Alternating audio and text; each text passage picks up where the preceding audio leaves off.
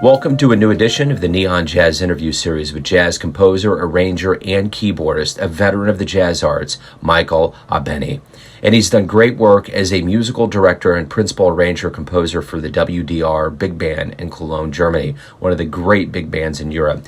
We caught up with him in April of 2020 to discuss the world at hand amidst the COVID-19 lockdown and so much more. His collective work in the field of jazz, from performance to education, is huge and impressive. Please get to know him. Thanks for having me on the show. Oh, man, it's my pleasure. How the spirits, how's everything working up there? Well, it's the same thing with the world. Everybody's going through the same problem. We're sort of, my wife and I are doing a self-imposed quarantine, about our fifth week. And, we're dealing with it. And sometimes it's kind of enjoyable with there's very little distraction and getting a lot of writing done. So it's kind of, it has, its plus side for us, but it's just a horrible situation that you well can imagine. I always try to look for silver linings. I figure that's my, that's part of my makeup. But it's interesting. Everybody's posting these wonderful musical things, and it's just kind of interesting what has in the musical world, what has taken place. Yeah. All my friends like Lovano and Schofield, all those kids canceled, including mine. So, it's a very strange situation. But, the projects that I'm working on have been postponed, obviously, to sometime maybe 2, 3, 4 months from now. Hopefully, in that time period, this will be enough that I can, I can travel again, and all my other friends can kind of hook up to their concerts and their projects. So we'll see. Yeah. There's nothing we can do about it. We're trying. That's pretty much what the recipe is for right now. I guess we kind of covered a little bit about what's been going on right now, and anything else you want to add to that? What might be going on? What might be coming up kind of right now, COVID-19 quarantine world? Like I said, we're on the self-imposed quarantine, and I'm working on some projects now, and I'm just going straight ahead. I mean, really. And we're dealing with it pretty well. My wife is also very involved in the business with me. She's basically the manager and actually the business person of the family. So, we're just kind of lining up projects and hoping they will, happen. I was supposed to be in Mexico in about 2 weeks, which obviously is not happening. I was supposed to be in a couple other places, which is not happening. I'm supposed to be in Cologne, Germany at the end of August for a project. Hopefully that will be happening. So, you just got to go straight ahead. And a lot of friends of mine have passed because of this. Claudio Ziti, Mike Longo, Bucky Pizzarelli, just to name, Henry Grimes, bass player. So a lot of, so it's just really some sad. I'm sorry, So you have to look forward. Being part of the music, you kind of think the music is going to kind of get you through and save your life, which it certainly has in my case, in many cases, and many of my friends. So that's my silver lining. Yeah, and I guess that's really what you got to kind of hold on to. So let's kind of talk a little bit about your beginnings and like how you, how did jazz become your life? Where were you born and raised? Well, I was born in Brooklyn. And my father was a guitar player in the Freddie Green style, and he had a big band in the Brooklyn area, and with stock arrangements at the time. And he was also a barber. So he would get home from a gig like 3 a.m. and open up his barbershop at 6 or 7. So after a while, my mother said, "Oh, that's enough of that already." So, but he'd also play the family, being Italian. The families would get together and party for 2 or 3 days and play and sing. I had an aunt who was a wonderful pianist who couldn't read a note of music but could play in any key. My father was the same. So there was music around all the time. And my father had a lot of the Benny Goodman and Basie and a lot of interesting recordings, Louis Armstrong. And I started listening at an early age, and I really loved what I took piano lessons for about a year. But I basically self-taught as a writer and as a player. When I say self-taught, I put in 29 hours a day learning, and being with people and like on-the-job training sometimes. And it was incredible education from that point of view of being able to play and be around these people since I was a kid. So there's a lot of music around the house all the time. So was it always kind of a foregone conclusion that music was going to become your life, or did you have other dreams? No, I really felt that this was going to be it. And when we were in Brooklyn, we moved out to a place called Farmingdale, Long Island at the time, and the high school band there was led by a man named Marshall Brown, and it was probably one of the best high school bands. They would play jazz gigs. You know, we had people like John LaPorta, who was a great teacher, writing the band. He had Mr. Marshall Brown had great arrangements written for the band, plus stock arrangements. And when I moved out there, that was my epiphany, listening to these kids playing. And I said, man, this really kind of made my day. It really solidified the fact that this is what I really wanted to do. And got on the band, and eventually, when he left the high school, he and George Ween formed the Newport Youth Band, which was young musicians from the greater New York, Philadelphia, all over, and people auditioned for this band, and some of the members of the band, beside myself, Ronnie Cuban, baritone player, Eddie Daniels, clarinet player, Jimmy Owens, trumpet player, Nat Pavone, lead trumpet player with Basie and with Maynard. The drummer was a gentleman by the name of Larry Rosen, who founded GRP Records. Bass player was Eddie Gomez. So, I mean, we had an interesting group at the time, and so my life really centered around music. I mean, it really has always centered around music, and I'm thankful for that, to be honest with you. What was the first live jazz show you saw that made you think, man, that's what I want to do? The first live, that's I'm trying to remember. It might have been Count Basie. And I'm trying to remember where it was. It was probably at a function in Long Island where I grew up. I can't remember exactly, but plus there was some local big bands in that area. There was a thing called, I think, the Long Island Jazz Society, and was very good local players had a big band. I used to go down. That's where I started to figure out how to arrange. But yeah, there was a lot of live music when I was growing up in Long Island, with the jazz clubs and like I said, these societies where they had big bands and sessions and everything. So that was, again, forwarded my education in music. It's funny. I lost my father in 2008 at the age of 64, and I always wondered, how in any small way would his spirit stay alive. And it's funny because I've been doing this show since about 3 years after his passing in 2011, and I have so many interviews with people that have the same path as my father. He was born in Brooklyn and raised in Babylon, Long Island.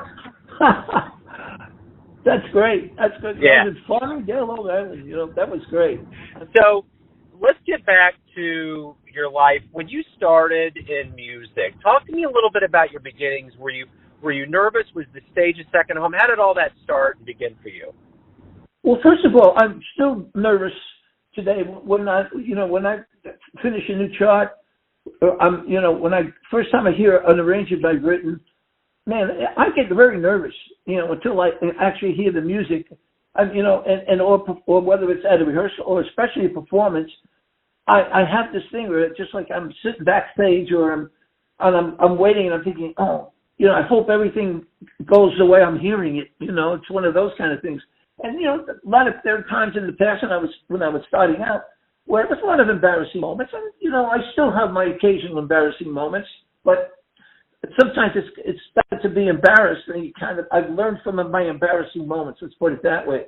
But it's right now when I'm sitting here writing, I'm like I'm really contemplating, like, oh my gosh, I hope this is going to sound good. It feels good in my head and in my heart, and I want it to sound good.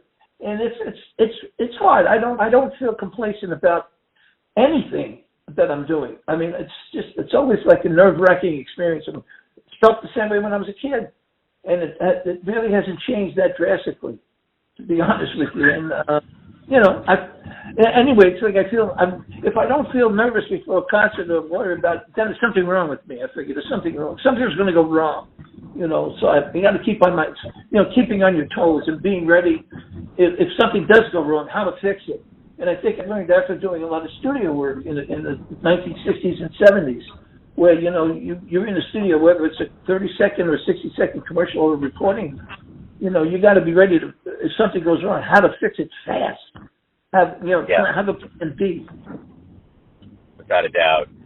So you've worked with heavy hitters over the years, from Maynard Ferguson to Randy Brecker, Diane Reeves. There's been so many people, and you're an educator. What did you learn from all of the legends and luminaries you were around that helped you educate youth and the younger generations? Well, I think it started to go back to this Newport Youth Band, we had two people that were working with the students, which was John Laporta, a truly original saxophonist and composer, and Lou Mucci, wonderful trumpet player who played lead with the Claude Thornhill, played lead on a lot of the Gil Evans, not the high lead, and they made us so aware, made the people in this youth band so aware of how to rehearse a band and the importance of jazz education, which of course over the years has grown so much. And I over the years, I just got involved in it slowly but surely, but again, for doing a lot of recording dates, being able to talk about certain things, and then all of a sudden it started to happen where young players came up to me and asked me my opinions of certain things, or look over my chart or this. At first, not having a degree, when Manny Al, who's a very good friend and a wonderful writer, was teaching him in High School of Music in New York, he came up to me and he said, "How would you like to, have a teaching position in High School of Music?" I said, I have no degree. I have nothing, He said, "No, your experience is the degree." And that really kind of boosted my confidence in teaching. And I really enjoyed it. I mean, I'm focusing on composition and working with small combos, with the different combos. I really found out that I really enjoyed it. And I get back from the students, too, besides giving them the information. And I feel that I grew up in an era when I can appreciate Basie and Duke, and I can appreciate, all the contemporary people. I can appreciate the R&B people and the funk people, and so I feel I have a lot of information to give to students, and I really have a good time. I enjoy teaching. I enjoy it thoroughly. Like I said, my focus would be in composition and small groups, but I've learned a lot from teaching, to be honest with you. So it was a gradual thing that happened to me. So let's say tonight you have a dream and you run into your younger self from maybe, when you just started out in the business, and you could give yourself one bit of advice. What would that be? Be prepared. Honestly, be prepared. I mean, be positive and be prepared. And it sounds like something easy to do, but I know a lot of people who go into musical situations and are just not ready for it. And be able to accept constructive criticism, which I was fortunate when I was a kid to have people, my older musicians, give me constructive criticism, because they obviously saw or heard something in my playing and or writing that was, to this day when I criticize a student, I do it in a constructive way. I say, look, this is not going to work. Try this. I don't try to dehumanize the situation. I always try to be positive with the student, because I know that's where I was dealt with for the most part. So it's very important. And again, that's being from when I was a kid, growing up in Farmington, which is where I got the bulk of the musical experience. To be prepared and to think positive. And to have a great attitude. You got to have it. If you got a bad attitude in this business, man, look out. You could be in trouble. Absolutely. So, what have you liked the best? You've been on a grand musical journey. What has been the most enjoyable part of the collective, of being a performer, an arranger, composer? and a teacher? What have you liked the best about all of it? The feedback, the appreciation, the feedback. When you play, sometimes like when you play, it's funny because as a player, sometimes you play a great solo. By the next night, you forgot about you played a great solo. You write a great shot, and that shot could be around for, which has been proven. Things I did for Maynard in 1961 and 62 are still, some of those things are still being played and still appreciated. So I really enjoy the feedback, obviously constructive feedback. But I really enjoy when people say, I heard something you wrote 40 years ago, and it still sounds good. That's very fulfilling to me. Really fulfilling. Very simply, why do you love jazz? Why do I love jazz? I love all kinds of music. When you say where I love jazz, I love jazz, but I also love working with R&B artists, with funk artists. I like good projects. Let's put it that way. I like good projects, especially as a writer. I like working in different kind of venues. Writing for Bill Evans, who's a funk, who's into the fusion end of it. Writing for Maceo Parker, which is a stone cold funk thing. Even years ago when I was doing some charts with Liza Minnelli, it was very interesting because it was like me, Don Sebesky, Ralph Burns, Billy Byers. I figured that a nice group of arrangers to be involved with. So, when you say I love jazz, yeah, I love jazz, but there's so many other parts. There's good jazz and bad jazz. There's good classical, bad classical. I have no real affinity. I shouldn't say no affinity, but I just like so many kinds of music. And as a writer, I enjoy writing or attempting to write in the different kind of grooves. For me, it's really a lot of fun. I'd rather do a good funk and a good fusion gig than a bad jazz gig. I know I'll probably get criticized for that line, but that's the way I feel about it. I'm sure you gotten asked this before. I don't want this to come across in any cheeky way. I want it to come across in a very real way here. Was there a performance that you had that was magical? You got off stage and it was just surreal. In a different kind of surreal than our world is right now. Just this place where you're like, wow, that everything, all the vibrations in the universe came together as one, and that was amazing. Well, a couple of times when I was on the Maynard Ferguson band, which I joined in 1961, a couple of times we did some concerts with Maynard. Yes, it was one of those things that, wow, that was really a remarkable concert.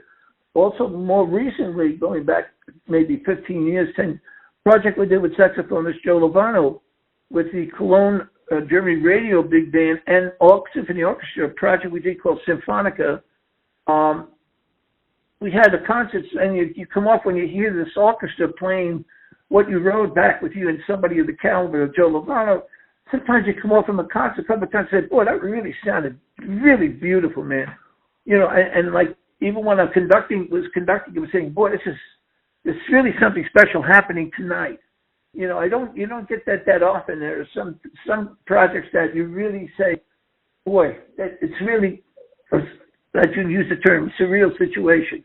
And it doesn't happen that often, but I a few times, considering all the charts I wrote and all the gigs I played, it certainly doesn't happen that often. But one of the times, like I said, with the Symphonica project with Lovano, I felt that when a couple of times it may not, and there are a couple other moments where you really felt, yeah, that was some good stuff, man. Good work, Michael.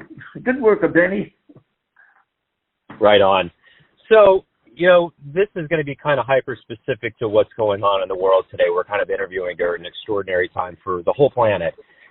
And it's a very rare time, probably the only time in our history that we've ever seen jazz just stop, period, and for even this long. So my question is, the hope right now is we're going to get back to it. We're going to return to music, both as performer, composer, arranger, and audience. My question is, what revelations do you hope we have during this absence that makes us wiser or more appreciative, or whatever the term is, when we do return?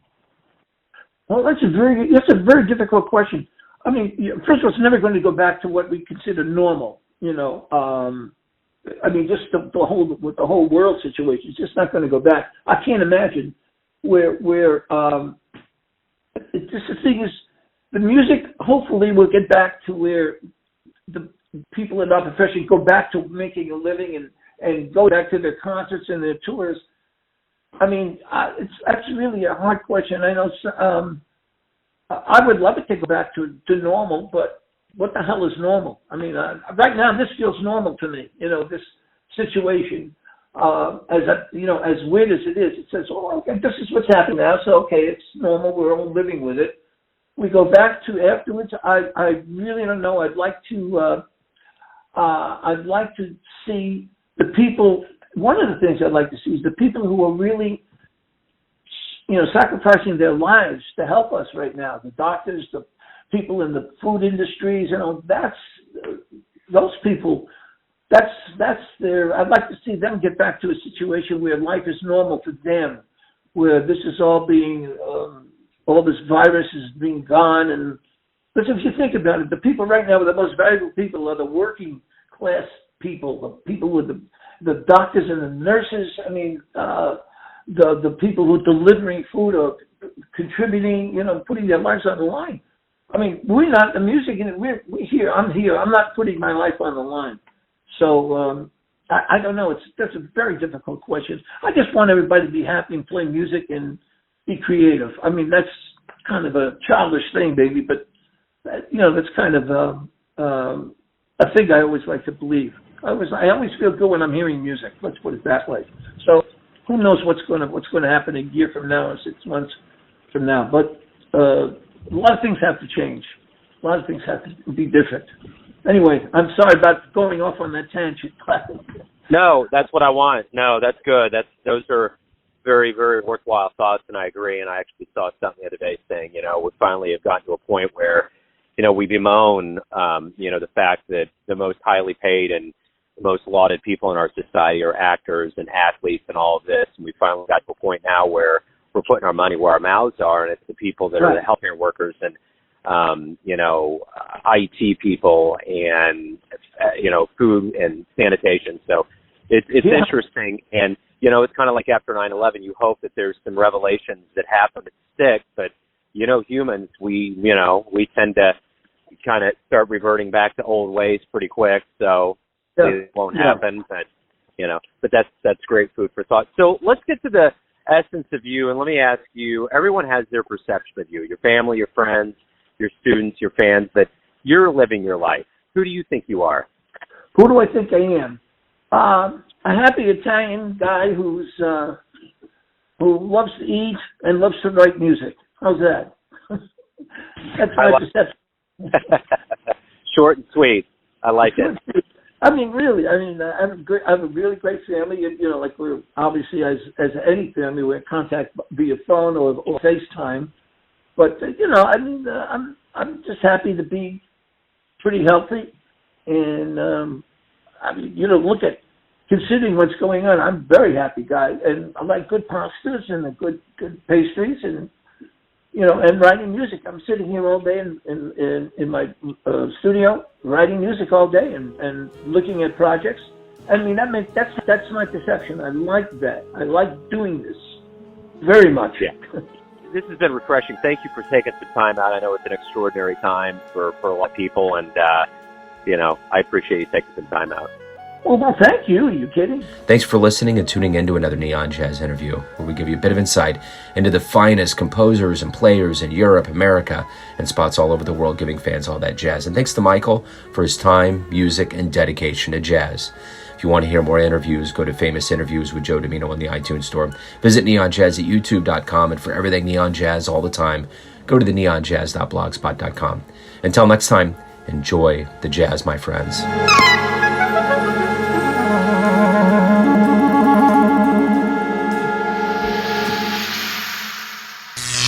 Neon Jazz.